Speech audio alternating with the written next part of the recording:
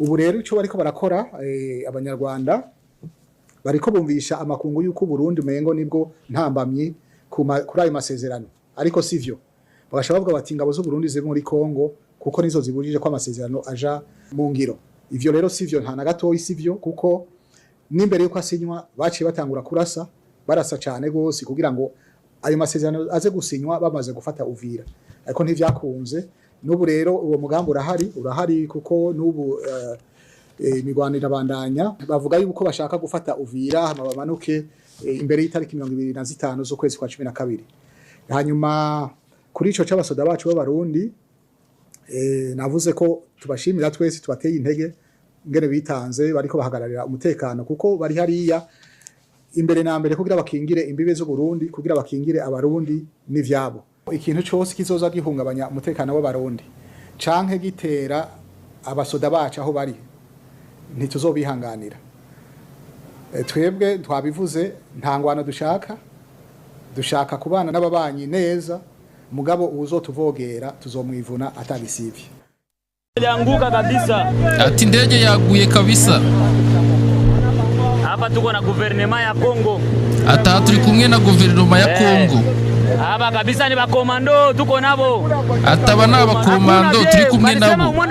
Bawidi njo banabakia mule. Ati baguye mu ndege babiri ntibazi koga nibo basigaye muri iki kiyaga cya Tanganyika. Abagaba nibo twabashije kurokora. Bazungu hapa bali explose. Ataba abazungu rwose baturikanye na helicopter. Okay, merci.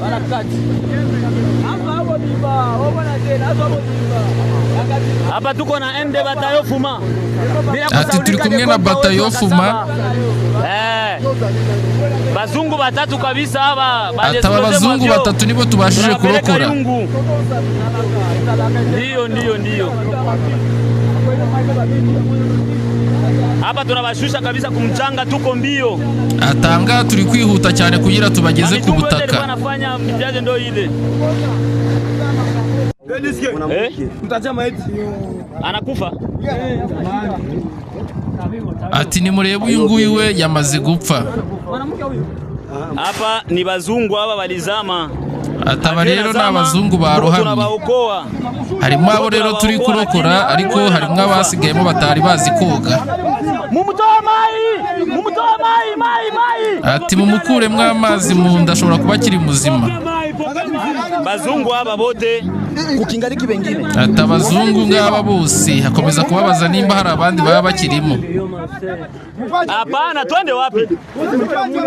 Muingia mule.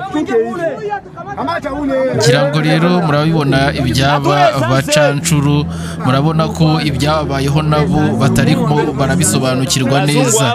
Tunabakamata kabisa. Avyo lizama. Ata abazungu rwose turabafashe indege yabari barimo yarohamye. Turabakamata. Ati rero twabafashe. Turabakamata Mtanganyika kabisa. Ati tubafatiye hano muri Tanganyika kabisa.